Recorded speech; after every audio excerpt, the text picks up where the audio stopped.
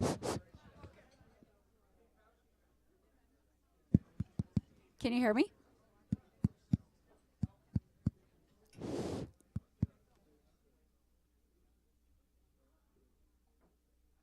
This one? Oh. Can you hear me now? No. Hello, hello, hello. Okay. So, welcome to Café Scientifique. It's great to see such a large crowd out. I guess you're all interested in what's in your gut. The event is sponsored by the Faculty of Science at the University of Victoria. And the University of Victoria is where our speaker has her research group. And we're located on the traditional territory of the Lekwungen-speaking people, and we acknowledge and respect being able to work to where the university is located, and we acknowledge and respect the Songhees, Esquimalt, and Wasanich peoples whose historical relationship with these lands continue to this day. It's a real honor to introduce the speaker for tonight, Lisa Reynolds. Lisa is originally from the UK. She did her undergraduate degree at Manchester, the University of Manchester, and then went to Edinburgh and did her PhD. And even during that time, she was very interested in the gut, the intestine, and the interaction between a host and parasites. She then came to UBC and did a postdoctoral fellowship, and she's been a rising star in the Canadian research landscape. And she moved to the University of Victoria in 2017, where she started her own research group. And she's a very popular teacher and PI with the students because of the care and interest that she gives everyone and how well she explains very difficult concepts that we'll be talking about tonight. She, outside of work, she likes to spend time with her dog and Murphy, who's dewormed. You'll be hearing a lot about worms tonight.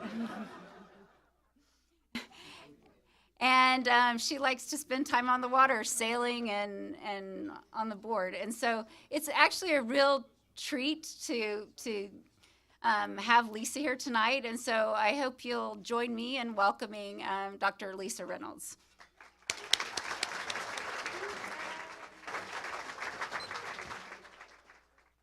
Thank you, Jen. And there's so many people here. I'm a little overwhelmed, but all care about science, and hopefully you all knew what I was going to talk about. So mostly the intestinal tract and the microbes and the parasites that can live in our intestinal tract. Because I noticed some of you are eating, and usually I'll say, with a lot of my non-science friends when we're at the dinner table eating, I'm just going to hope that you know what you're letting yourselves in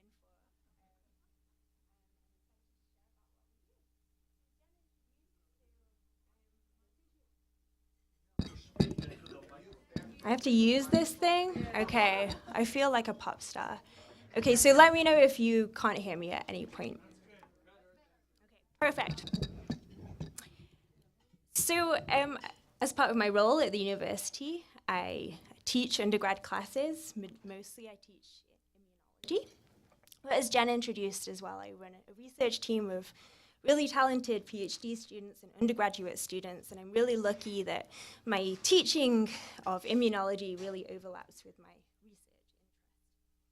So I'm going to just start by saying why I'm so interested in immunology. So I think the immune system is a really fascinating subject. It's a really intimidating subject. If you think of it from the point of view that we have all of these different types of white blood cells and immune cells, and you have to remember their names and you have to remember their different functions. But there's not going to be any tests tonight, and I'm not going to make you memorize the name of any immune cells, I promise. We're just going to think about the system as a whole and what it does to help us and protect us. So, of course, its primary function is to prevent us from getting sick. Many pathogens in the world, so organisms that can cause harm to our bodies, bacteria, viruses, and our immune system is really our defense, stopping these pathogens from taking hold, colonizing our body, which would steal our resources and make us sick. So the immune system, I think, is really fascinating when it's working as it should, but I also think it's kind of interesting when things fail. So I'm sure many of you experience or know people who have experienced situations where our immune system fails us. So situations like allergies, which is where our immune system inappropriately decides that a substance is actually harmless to us, maybe something that we're eating. Our immune system makes the wrong decision, thinking that these substances are something the immune system should attack, which causes a lot of inflammation in our bodies and can cause a lot of damage to our own tissues as well. So I like to think about why things can go wrong. Other contexts that the immune system goes wrong, of course, conditions of autoimmunity, which is, again, where our immune system mistakenly starts attacking our own tissues when it doesn't need to, and that can cause a lot of harm. So diseases like type 1 diabetes or multiple sclerosis are all situations where our immune system makes these wrong calls, if you like. So my particular interest, the interest of our lab, is on the immune system that's specific to the intestinal tract. And I'm going to try and explain the unique challenges that the immune cells that live in our intestinal tract, and I know when I talk about the intestines, I just continuously point at my own intestines. So that's what I'm doing if I'm pointing. I want you to visualize my gut. So the immune cells that line our intestinal tract, they have unique challenges. So I'm going to first just remind us of what we're asking our intestinal tract to do all of the time, and then we'll start by thinking about the challenges that our immune system faces in the intestinal tract. Okay, so the intestinal tract, essentially what this is a tube that goes from our mouth down to the exit. So we go from our mouth down through the esophagus and into our stomach, and then we have our small intestine and the large intestine, and then the anus where the waste material leaves. And of course, the primary purpose of our intestinal tract is to allow us to obtain nutrients.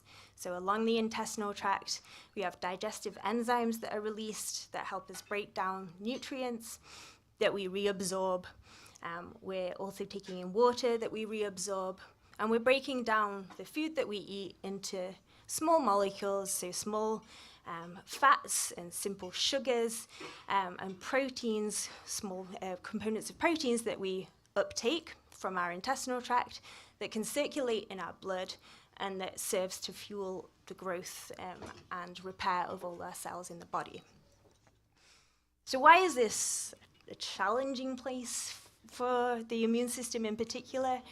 Well, it's really challenging because every time we eat or drink, we're basically inviting potential pathogens, pathogenic bacteria, or viruses into our body. So if you think about it from the point of view of a pathogen, that's really great. Someone is literally just going to eat you and let you get into their body, and from where they can mount an infection in us and maybe travel throughout the bloodstream.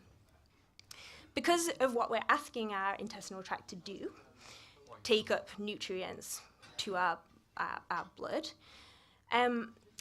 it's a vulnerable site because there is a really thin layer essentially between the outside world and the bloodstream. It needs to be designed like that so we can easily take up nutrients. But again, if you think about it from an evil pathogen's point of view, it seems like maybe a pretty easy entry point. So the other big challenge that our intestinal immune system faces is that, as I'm sure most of you know, we're already colonized with a plethora of microbes in our intestinal tract all the time in a steady state. And These organisms are called the microbiota. So organisms that are bacteria, there are viruses there are fungi, that in every single human, even in healthy situations, we're colonized by billions of microbes, the equivalent number of microbes in our intestinal tract to our own cells in the body. So if you think then from an immune system's point of view, we want the immune system to make an intelligent decision not to attack these microbes that live in our intestinal tract all over the time, because they're doing us no harm whatsoever. And in fact, as I'll talk about in a moment, they're actually really vital for our health. So we need our immune system to know, don't attack these bacteria, but if, and hopefully this is not the case because it seems like a reputable establishment, but hopefully if there's any bacteria that can cause food poisoning present in the food that you're eating, don't get alarmed. I see everyone's putting down their knives and forks. Then we want our immune system to be able to really rapidly attack. So for example, salmonella is a really common bacterial pathogen that can cause food poisoning. I'm sure you've all experienced something like this at some point in your lives. How does our intestinal immune system know this one's salmonella, and I need to be on high alert and attack you right away, whereas these other bacteria here are part of our healthy microbiota, and I need to leave them alone? So hopefully I can give you some insights into how our immune system makes these decisions in most individuals that are healthy, but of course there are situations where our immune system makes an inappropriate decision there, and that can lead to diseases, such as inflammatory bowel diseases. So, if anyone's being really observant, you'll notice that I brought a prop, and I don't need you to be alarmed because there's not going to be any live demonstrations of anything, but I was thinking about something to stop myself pointing at my intestines all the time. I need something that looks a little bit like an intestinal tract or a tube, so I can point out some key structures. And I thought a toilet roll is kind of perfect here. So, please use your imagination and imagine that this is essentially the tube of our intestinal tract. So in a natural adult human, this would be something like 8 meters long, but I didn't really want to glue together 8 meters worth of toilet roll. So you're just going to have to imagine that this is a section of the intestinal tract, and I've kind of chopped it. And so when I hold it like this, I'm showing you the inside of our intestinal tract. So I want to show you some of the arrangement of the intestinal tract. So the center part here, this is the intestinal lumen. So this is, essentially this is where food would pass through and go out. And this, in a healthy human, this is where our resident microbiota, so these bacteria that are present in every human, bacteria and fungi and viruses, but I'm going to simplify and just talk about the bacteria because they are by far the most studied component of the microbiota, and they're going to be the subject of what I'm going to talk about today. So in a healthy human, food and bacteria are jam-packed in the center of the lumen here. And then this cardboard part here, I'm using to depict the intestinal epithelium. So this is a 1 cell thick layer of cells that lines the inner surface of the intestinal tract. And these cells are the cells that are most responsible for taking up nutrients from the center, from the lumen of the gut, and taking it up into the underlying tissue here. And it blew my mind when I was thinking about if this would work to explain it, that the actual underlying tissue of our gut is tissue, the tissue part of the paper. And then sorry Jen, I took the rest of the day off when I had that moment. I thought that was brilliant. So then we have the underlying tissue here, and this is really vascularized, lots of blood vessels here. So the blood is ready to take up any nutrients that these epithelial cells absorb, ready to circulate the nutrients around the body. So then you have to use your imagination for this part. Around the tube of the intestinal tract, there's a layer of muscle all the way along the intestinal tract.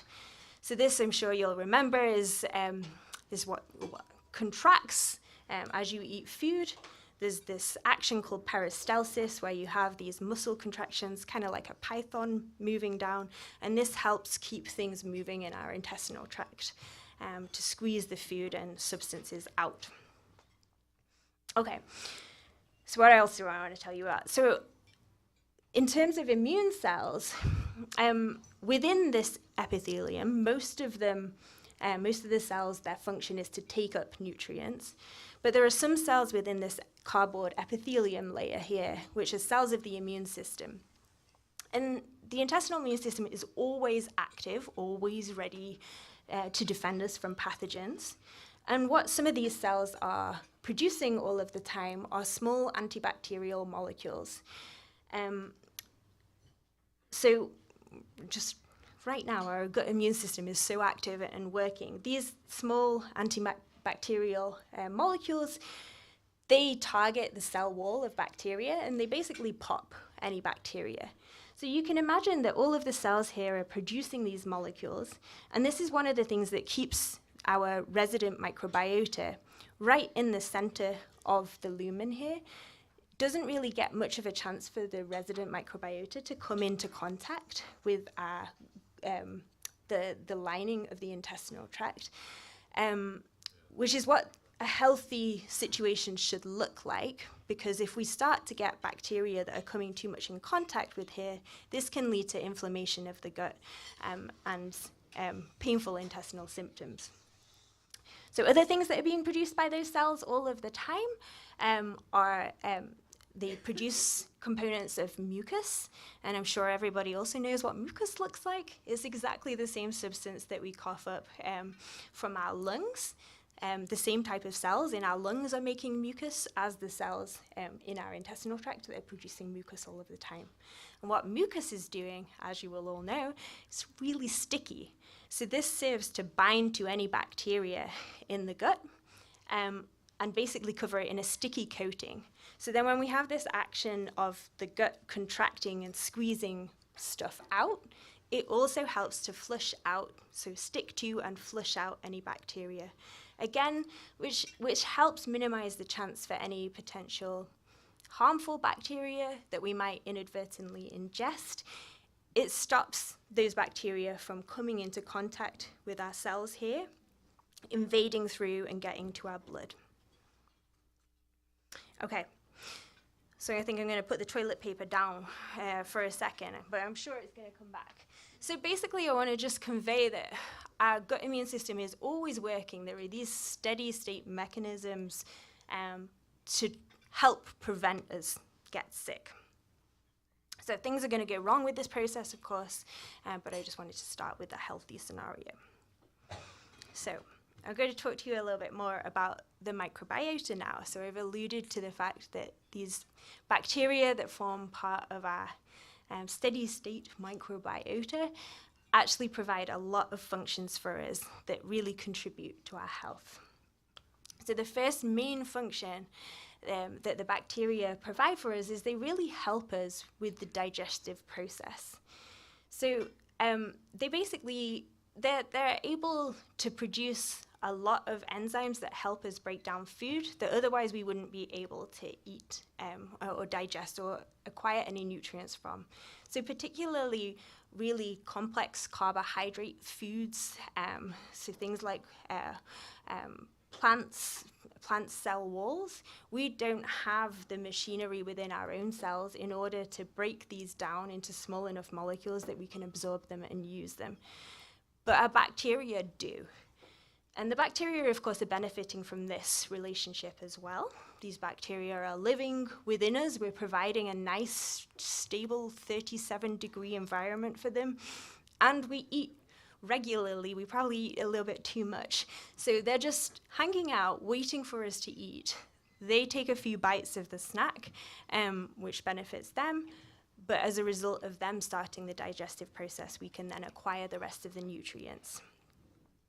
So that's one main function of our microbiota.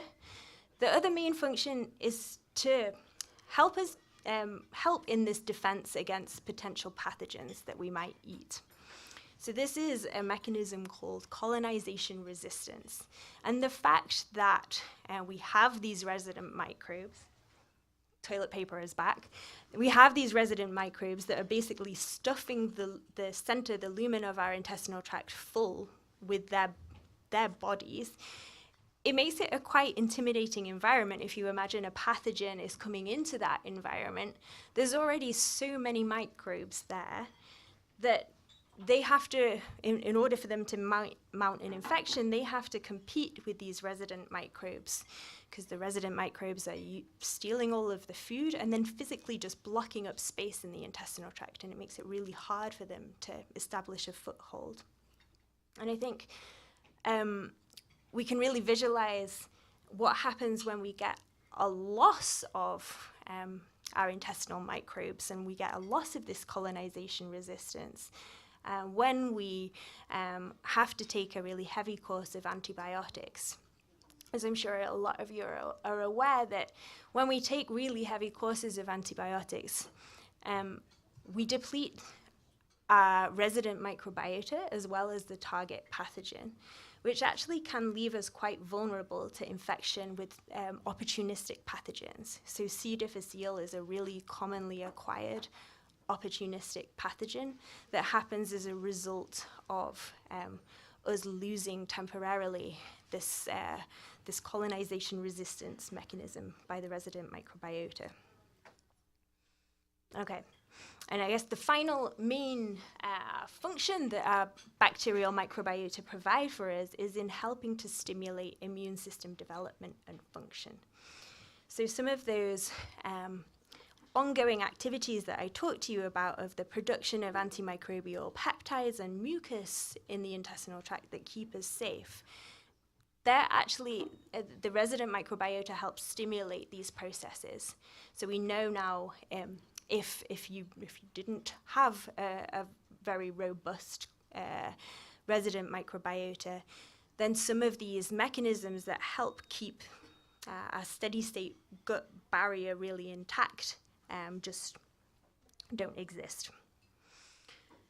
And so one of the things that got immunologists really, really excited about the microbiota relatively recently, so in the last 15 to 20 years, was the realization that not all resident members of our microbiota can do the same functions. So there seem to be special functions by subgroups of bacteria that can live in us, that might live in some of us but don't live in others of us, that actually influence these immune processes that are going on in the gut all the time. And so we realized that from experiments usually using animal models, we realized that if you transfer certain microbes to animals, then it changes their susceptibility to developing different immune-mediated diseases. So I'm going to give you another example of a thing that's going on in the gut all of the time at steady state that we know that certain species that can live in our guts can influence. And I think I'm going to pretend to be an immune cell for some of this, so you might bear with me. So the immune system that in the intestinal tract is constantly surveilling the situation in the lumen. It's not ignoring things that are present in our gut. It's not ignoring the things that we eat. There are certain immune cells that are just on patrol. And this one particular type of cell, it's called a dendritic cell, but I promised I'm not going to make you memorize it, lives in the tissue, so in the underlying tissue of our intestinal tract, and it's one of the most important cells for constantly surveying the scene. So what these immune cells do, they're resident in the tissue here, but they have these long extensions. This is where I'm going to channel my inner dendritic cells. They have these long extensions that are kind of like arms that can actually reach through the epithelium here into the lumen of the gut. And it collects little pieces of whatever it is that is in our gut. So this might be something that we've recently eaten. It might be resident members of the microbiota, but it grabs little pieces of whatever's in the lumen and then traffics to a local lymph node. So coming out of the lamina propria, the underlying tissue of the gut here, we have these channels of lymphatic vesicles, which allows these cells to travel to a local lymph node. And at the local lymph node that drains the gut, this is where the memory cells of the immune system live. And so you can imagine this dendritic cell hanging out in the tissue is reaching into the lumen, grabbing little pieces of food substances and going, and it kind of presents these pieces of whatever it finds. Let's just imagine you've just eaten a peanut butter sandwich and it's just picked up a little bit of peanut protein. And then it kind of displays it on somewhat of a mantelpiece on its surface to the memory cells of the immune system. And if you're healthy, then of course immune cells don't talk to each other in words, but again, I'm just imagining my dendritic cell, and this is probably what they're saying. It says, this dendritic cell is like, hey memory cells, I think my human has just eaten something, seems delicious. I found this little piece of peanut here, and I'm showing this to you, but I don't think you need to worry about it. There was no inflammation going on in the gut at the time. So please use your memory, and next time you see a little piece of peanut, you don't need to respond, you don't need to react. In fact, you can just send chill out vibes and just everything is healthy. This is what happens when things go correctly. And we know now that certain microbes that live in our intestinal tract, these parts of the microbiota, they add to this conversation.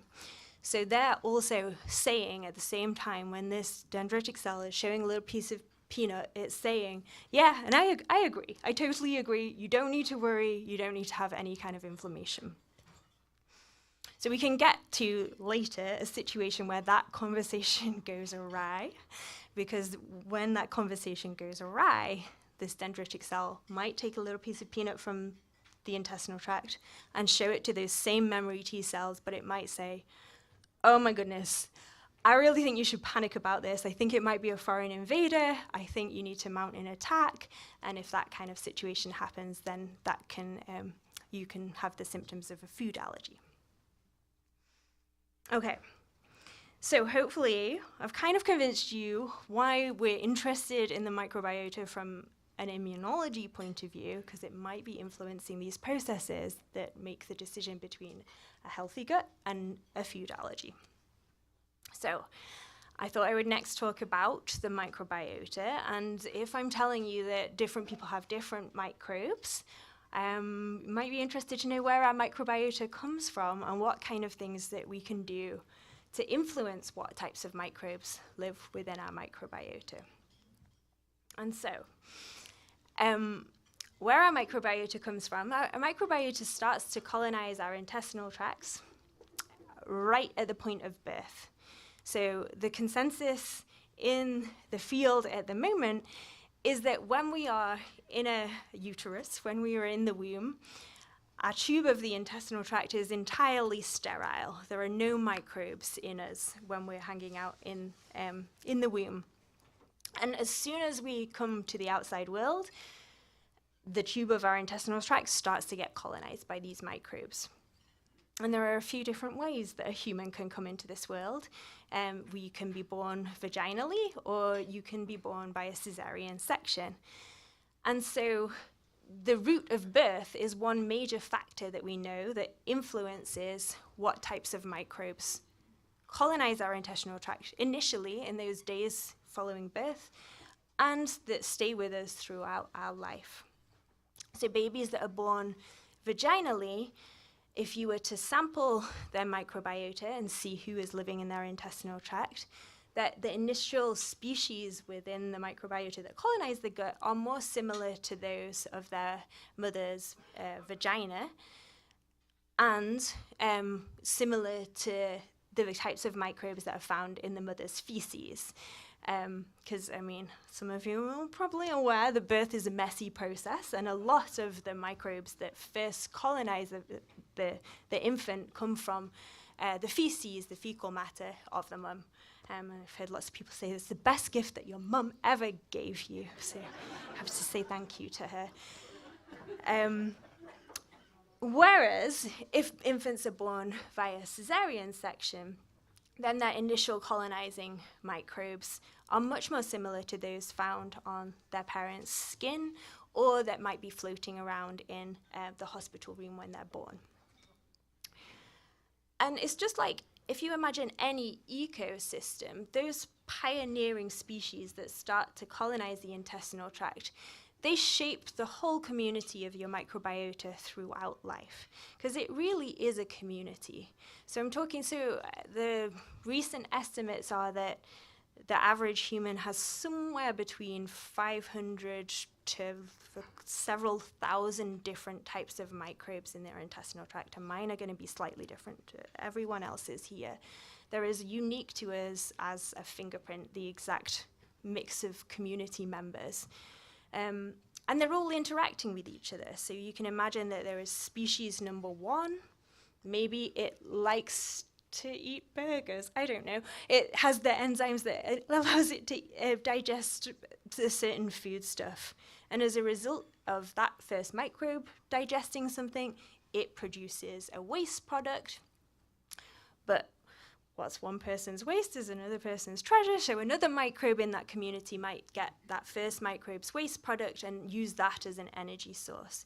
So it creates this really complex community that starts to establish on birth, is pretty malleable in terms of you can influence it quite a lot in the first month or so of life, but basically, the community that establishes itself within the first year or so of life is pretty much the type of community that you will see throughout life. So throughout the rest of your life, your microbiota community is relatively stable. So if you were to sample a fecal sample from a person every day throughout their life, and compare it to another person's, you probably would be able to tell person A from person B throughout their whole life. But that's not to say you can't modify that community a little bit, because you certainly can. So any factor that you can imagine might influence the communities living in your gut, probably you are right, and there is probably some evidence that it can modify the community. So diet is a huge factor. Of course, what we're eating, our microbes are eating as well. So if you have a very strict diet and you only eat one type of food, then you will select essentially for a type of microbe in your gut that can use that food stuff. If you are vegetarian versus not vegetarian, you probably shape your microbiota communities in that way. So some of the factors that can influence the microbiota are things like if you have to take a course of antibiotics, like I said, that will transiently modify the microbiota, because antibiotics aren't very selective for a particular type of microbe. They will probably influence the community that lives in your gut as well as the target pathogen that you're taking the antibiotic for.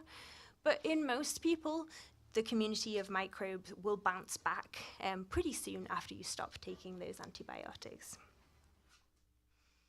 Okay, so it's kind of exciting, the fact that you have this community of microbes that is somewhat modifiable. And I'm telling you, it can influence your susceptibility to different gut diseases. It kind of begs the question, and this is obviously why this is such an exciting area of research, how can we intelligently modify our microbiota to give us the best microbiota composition that sets us up for health? And I'm going to tell you why it's a really challenging question to answer.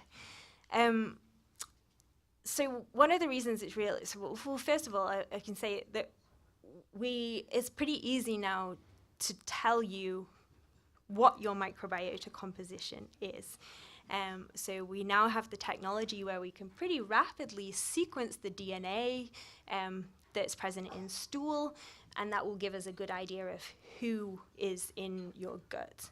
But it's really challenging to say what makes a healthy type, like microbiota composition, because everybody's microbiota composition is so different, and because many of us are healthy. So I could be healthy and have one entirely distinct microbiota composition to any of you who are also healthy.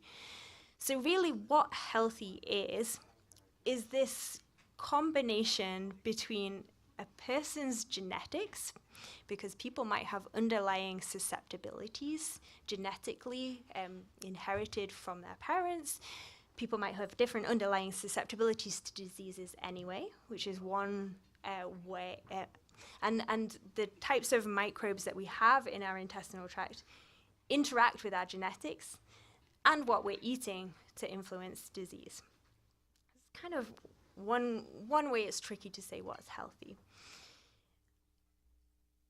Another point I want to make is that even if I were to sequence your microbiota and say, yes, I know that I can't actually see much, so if I'm pointing directly at you, I'm not meaning to pick on your microbiome. I'm not going to ask for a sample, but you're just right in my line of sight.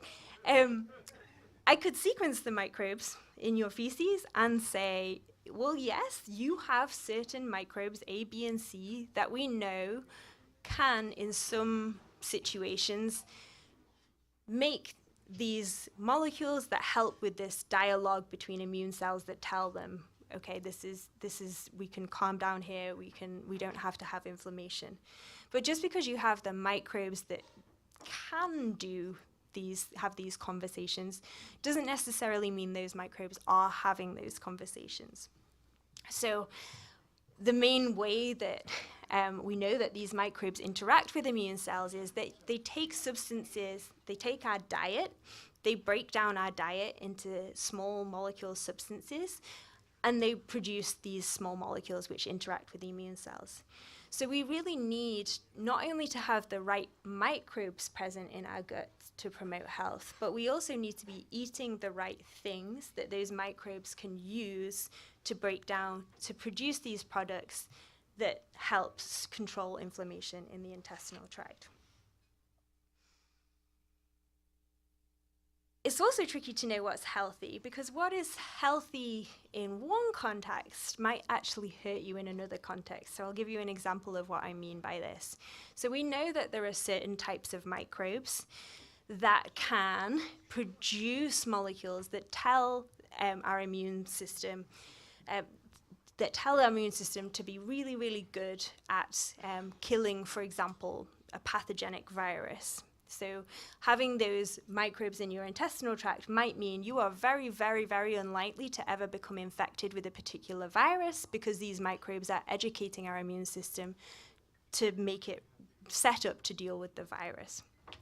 However, those very same microbes, although they're protective against a certain viral infection, maybe those same microbes and the same types of immune cells they're interacting with can actually predispose us to having inflammation in our gut, so situations of colitis or inflammatory bowel diseases.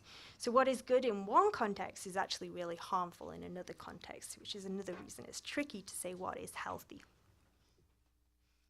What I can say is generally the consensus in the field is having a really diverse microbiota in your gut seems to be most often correlated with good health outcomes. So by diverse, I mean a person that has maybe 20,000 different types of microbes in their gut compared to a person that has only 500 types of microbes in their gut might be healthier. And you can imagine that that's probably true, because a really diverse community, there's lots of redundancy in the functions that these microbes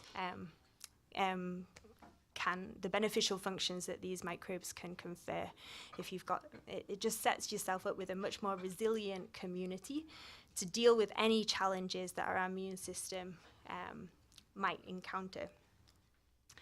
And how do you get a diverse microbiota? Well, you can think about what you're eating, and if you're always eating the same types of foods, it's likely that you're only ever feeding the same sort of types of microbes. So one of the ways to get a diverse microbiota would be to continuously eat a diverse range of fruits and vegetables, all of the things that we probably know that we should be doing anyway, just to set ourselves up for having this diverse community. Okay.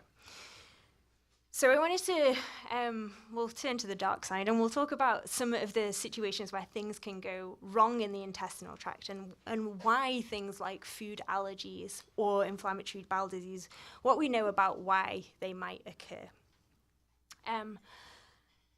And so for any diseases like that, there is always a combination of factors. So there's always genetic risk factors that would predispose you to certain diseases.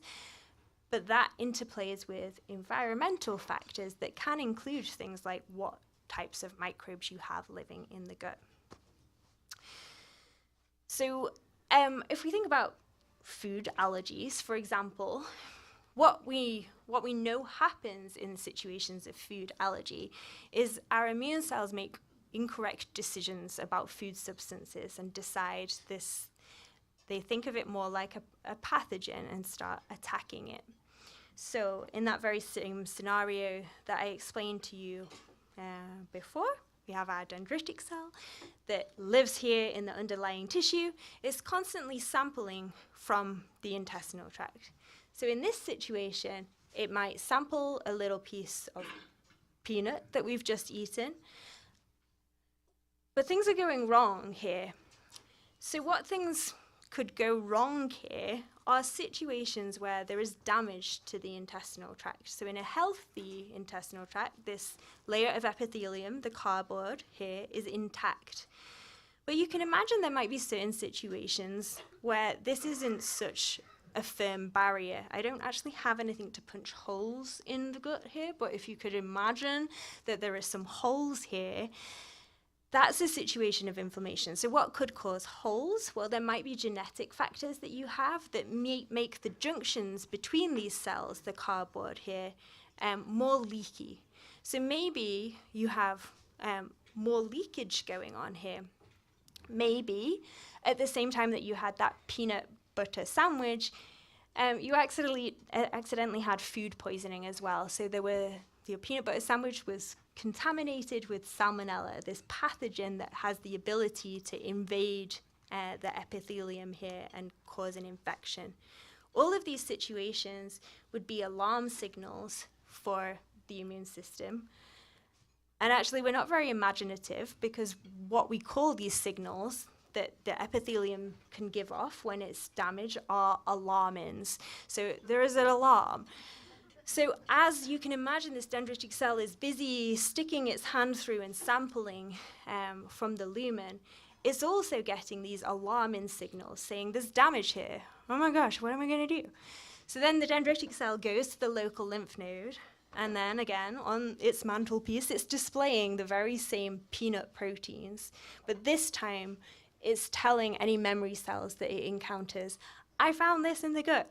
It was bad down there. There was damage, there was alarmins, I'm alarmed, you should be alarmed, and you should remember this peanut because I think you should attack it. So because these memory cells then, they have long-lived memory that can be lifelong, know that this peanut was found in the context of damage and danger. Every time these memory cells encounter peanut again, we're going to be set up in a situation where allergy can occur. So if the immune system next time you eat a peanut butter sandwich, and if the immune system finds peanut in the intestinal tract, it can lead to vomiting and diarrhea. But if peanut manages to escape from the intestinal tract and get into the bloodstream, that's a really dangerous situation where we can get situations of anaphylaxis, because the memory cells are detecting then peanut in the bloodstream. And that can cause widespread inflammation that can be really, really dangerous.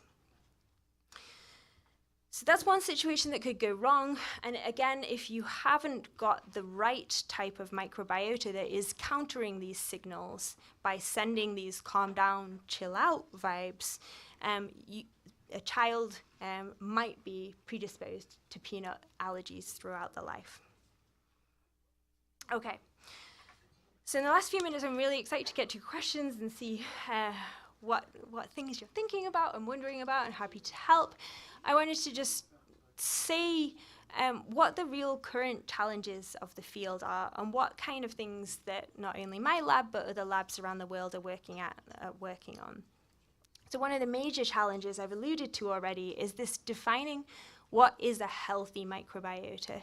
So if we can identify, I suppose, a reasonable number of microbes that are most often associated with healthy states, you can imagine that maybe we could design some kind of tailored probiotic that we administer to people as needed, or maybe even in early life.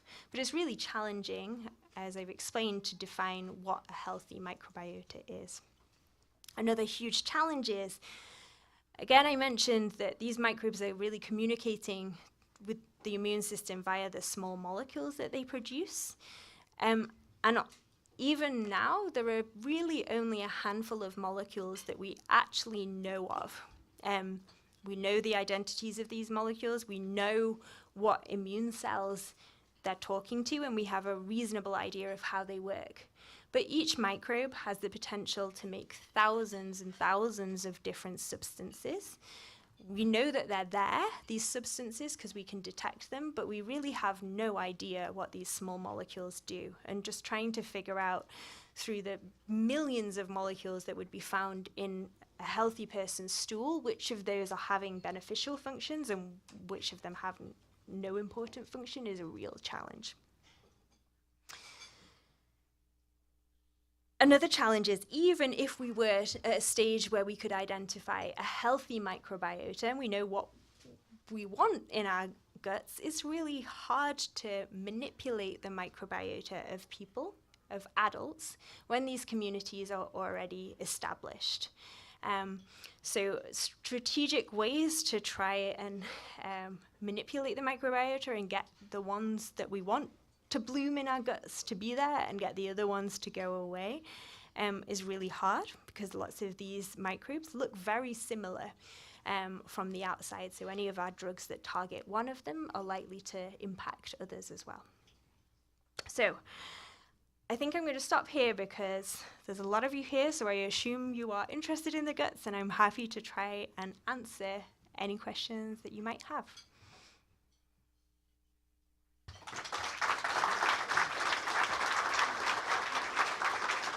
So I'm going to moderate because it is quite hard to see. And when you ask a question, Dr. Reynolds will repeat the question so that people online can hear the question that was asked. So any questions? There in the back, and then you next. Yep, you.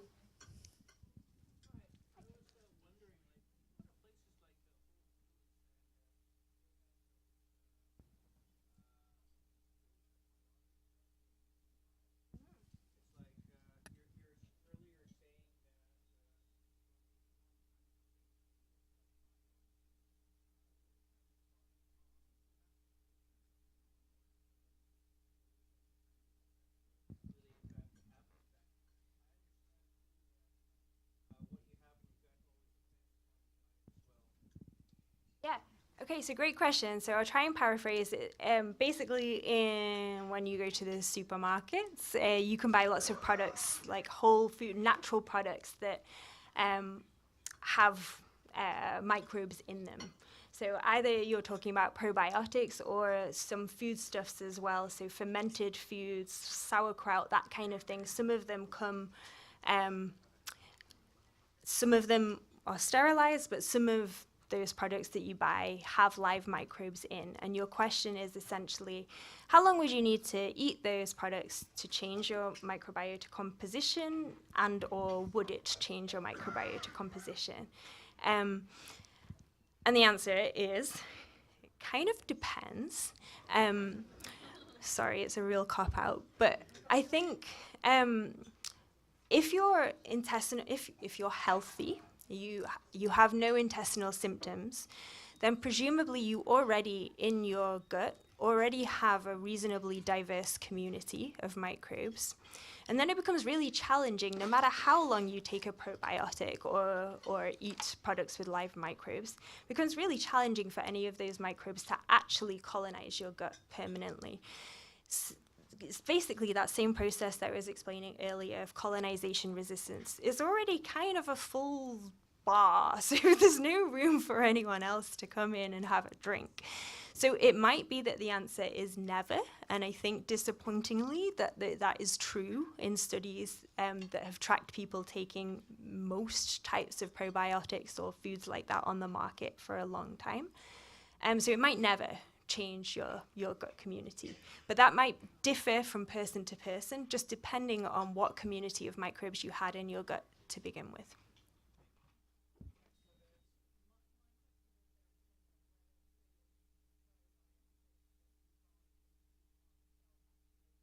Yeah.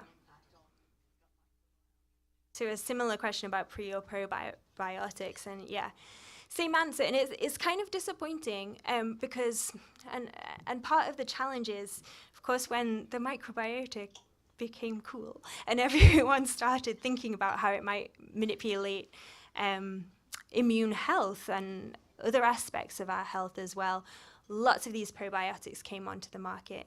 And the challenge was made more difficult because for a long time, it's changed now in Canada, but for a long time, probiotics weren't marketed as a drug. They were under the category of a food supplement.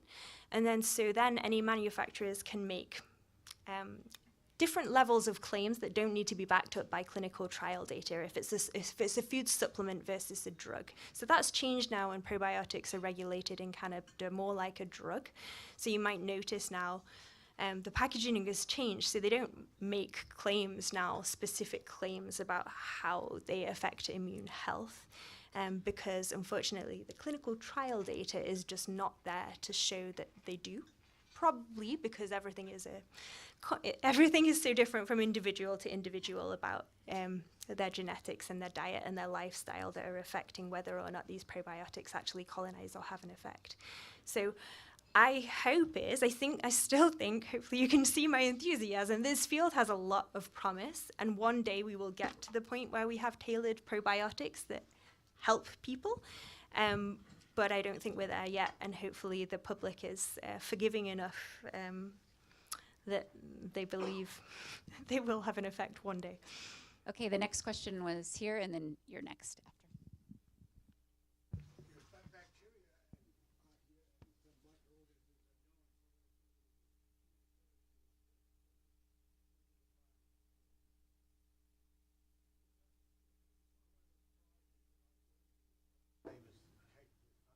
Absolutely, yeah.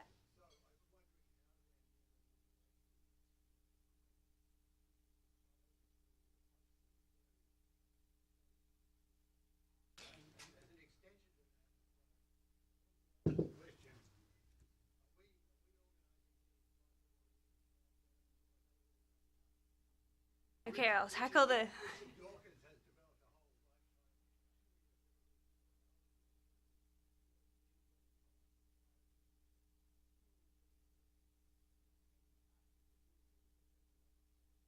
Yeah. So I feel like the last question that was asked there, if people didn't hear, or for the people online, was more of a philosophical question, I would say. Are the microbes controlling us, or are we controlling the microbes? And I'm fully on board with the idea that the microbes are completely controlling us. I mean, they've been around on this planet for way longer than we have, and we're just a very convenient vessel for us that are doing their bidding. Your first question was a great one as well, which was kind of, we can identify microbes, but just because we can identify them doesn't mean that we don't know their functional capacity necessarily. And the technology has really improved over the last decade to help us tease apart these things. So when studies on the microbiota first started, they were very reliant on sequencing the microbiota, sequencing the DNA, as a way to identify this is one species, this is a different species. And when we first started identifying microbes, we just sequenced fragments of their DNA that really vary from microbe to microbe in order for us to identify this is microbe A, this is microbe B. So the technology has improved now in that it's much cheaper now. It's still pretty expensive, but it's much cheaper now to sequence the entire genome of each microbe. So that gets one step closer. So you not only know microbe A is there, but you also know all of the genes that are present within the genome. So from that, you can infer functional capacity. But it's still not quite, just because it has a gene, doesn't mean that gene is being expressed and producing the proteins in its function. But we also have improved in our technology of detecting those molecules that are being expressed by bacteria. So we can detect RNA or protein that are being produced by these microbes or these small molecules as well. So I do think the best microbiota studies right now assess all of those components and add on the layer of, okay, well, can we take those molecules, isolate them away from the microbes, give them to somebody, and see if it actually has a functional effect on the immune system. So those kind of studies are being done now. Here and then there. You were saying that a healthy probiotics would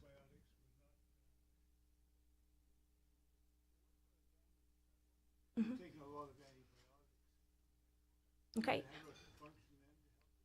So I'll repeat the question. The question is, in a healthy gut, the probiotics might not have any effect. I just wanted to clarify, they might not have they might have an effect, they might, but when you do clinical trials and look at a range of people, usually the results are disappointing, that they don't have a measurable effect. But your question is, what about a damaged gut? So what about if you took a heavy course of antibiotics? Would probiotics have an effect then? Or what about if you have inflammatory bowel disease, would probiotics have an effect? And again, I will say the clinical trial data is disappointing on that, but what they have, the clinical trials have overwhelmingly shown is that it is safe to do so. So it might not help, but it probably won't hurt. And personally, I would say that that is a situation when maybe you would want to take probiotics. If you've done something to really drastically damage your microbiota through having to take, for example, antibiotics, then maybe you could try. It wouldn't hurt. If you have the money, then go for it. But if you have limited money, I'd probably invest your money in eating a healthy, diverse diet instead. Okay, last question here. One question, on your research group, do you receive any money from south of the border, and are the recent likely to affect research? That's a great question. So the question is, does my research program receive any money from south of the border, and do the recent impacts have any impact on my research group? So I actually don't. All of the funding for my lab comes from federal grants from Canada. So in that way, I'm lucky. Many of my colleagues do receive funding from the States, and it has had a drastic effect on them, anxiety-wise, and of course, we don't know usually what's happening south of the border might be indicative of what might happen to us in the near future as well. So absolutely, it's a very stressful time, and hopefully people that are here understand the importance of funding science, and how answering these basic questions is going to impact all of our health. Okay, so when I was introducing Dr. Reynolds, I didn't say where her home was at the University of Victoria. So she's a associate professor in the Department of Biochemistry and Microbiology. So, and doing all this great work there. So thank you for coming out, and let's give Dr. Reynolds one more big round of applause. Thank you, everyone. If anyone needs any spare toilet paper, you know where to find me.